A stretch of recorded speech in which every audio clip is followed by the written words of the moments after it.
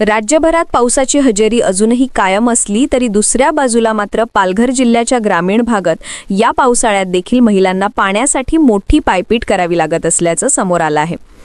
डहाणू तालुक्यातील चळणी ग्रामपंचायत हद्दीतील चारीचा माळ या पाड्यातील तयार करण्यात आलेली पाणीपुरवठा योजना मागील वर्षभरापासून रखडली असून ग्रामपंचायतीने मात्र या ठेकेदाराला पूर्ण पैसे दिल्याने येथील ग्रामस्थांकडून संताप व्यक्त केला जातोय। पालघर जिल्ह्यात पावसाळ्यानंतर होणारी पाणी टंचाई लक्षात घेऊन प्रशासनाकडून पाणीपुरवठा योजना राबवल्या जातात।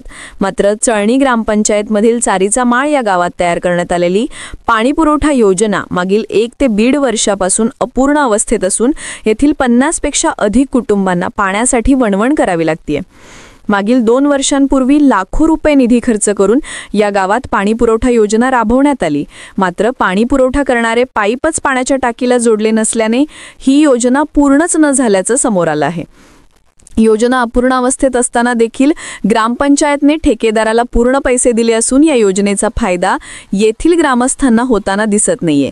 ग्रामपंचायतकडे वारंवार तगादा लावून देखील ग्रामपंचायत ठेकेदाराचीच पाठराखण करत असल्याने येथील ग्रामस्थांकडून संताप व्यक्त करण्यात येतोय।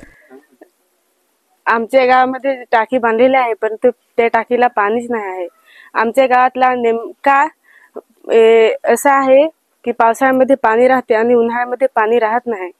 ते महिलांना रात्री बेरात्री विहिरीवरती जाऊन पाण्यावं लागतं। रात्रीचे 1-2 वाजता विहिरीवरती जाऊन थांबून 1-2 हांडे फक्त पाणी भेटतं ते आणतो आम्ही। आता काय तुमची मागणी आहे?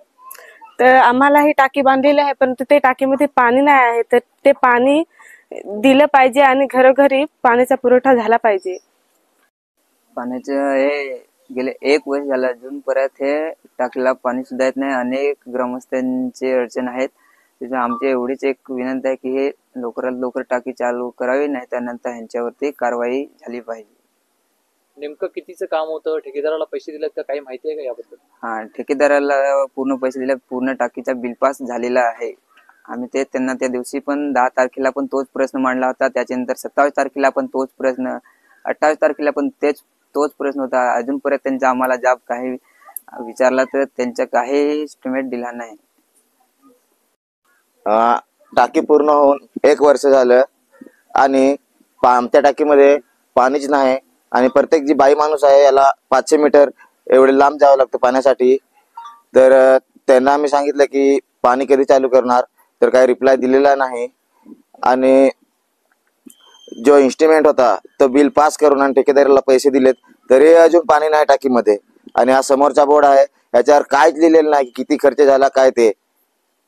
बस एवढा आमची ही मागणी आहे की पाणी जर आलं नाही तर त्यांच्यावर कारवाई करावी, ही आमची मागणी आहे सर्व ग्रामस्थांची।